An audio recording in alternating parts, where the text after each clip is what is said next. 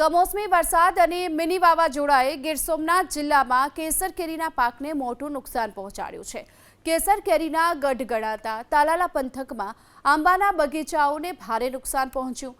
કેસર કેરી પકવતા ખેડૂતોએ વ્યથા ઠાલવતા કહ્યું કે મિની વાવાઝોડાના કારણે આંબા પર આવેલી ખાખડી કેરી જમીનદોસ્ત થઈ ચૂકી છે અને એટલું જ નહીં, કમોસમી વરસાદ બાદ આંબાના બગીચામાં ભેજ વધતા માખીનો ઉપદ્રવ વધ્યો છે। સાથે મધ્યો અને સિપ્સ જેવા રોગો પણ ફેલાયા છે, જેનાથી કેસર કેરી પકવતા ખેડૂતોને આર્થિક નુકસાની ભોગવવાનો વારો આવશે।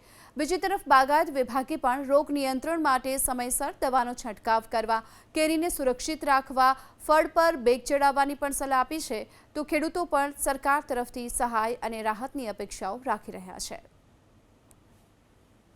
અમારા અહીં વિસ્તારની અંદર તાલાળા તાલુકાની અંદર બાગાયત વિસ્તાર 90% છે ને અમારા બાગાયત વિસ્તારની અંદર આજથી 10 થી 12 વર્ષ થયા બાગાયત વિસ્તાર ફેલ જાય છે। ખેડૂત બધા દેવામાં ડૂબી ગયેલા છે। અત્યારે તમને કોઈ 15 થી 20% કેરી થાય એમ છે, એની અંદર એ માવઠું થયું છે ને હજી 1-2 દિવસમાં માવઠાની આગાહી કરે છે, તો ખેડૂત બહુ હાવ ચિંતામાં છે અને ખાવું હું અત્યારે જો દવાના ખર્ચા વધી ગયા છે। મધ્યા નામનો રોગ આવે છે, 5-5, 6-6 વાર દવાઈઓ છાંટી છે, અત્યારે એ દવાઈના પૈસા થાય એમ નથી ને આમાં સરકાર જો કાંઈક ધ્યાન દે તો બાગાયત બચશે, બાકી બાગાયત બધો નાશ થઈ જશે।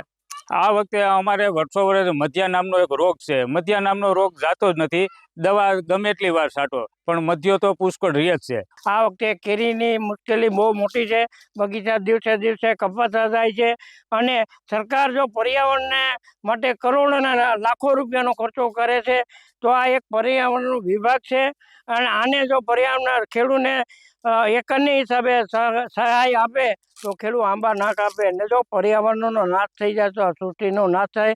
કેરી ઉત્પાદન કરતા ખેડૂત વતી હું 2 હાથ જોડીને સરકારને વિનંતી કરું છું કે દરેકને પાક વીમો આની અંદર ભેળવી દે, પાક વીમાની અંદર સમાવેશ કરે આંબાનો બગીચાને અને સહકાર આપે, નહીંતર આંબા દિવસે દિવસે કપાતા જાય એવી મારી સરકારને નમ્ર વિનંતી છે। આંબા ન કપાય એના માટે સરકાર અમને સહાય આપે।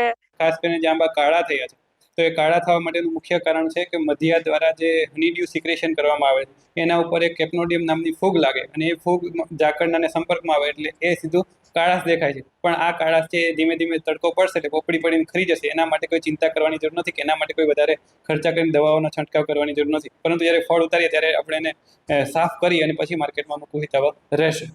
ના, બિલકુલ આ રોગના કારણે કોઈ ઉત્પાદનમાં કોઈ એવી અસર નહીં થાય, પણ આ તકેદારીના પગલાં રાખીએ તો આપણે ફળની ગુણવત્તા છે જાળવી શકીએ અને સારા ભાવ મેળવી શકીએ।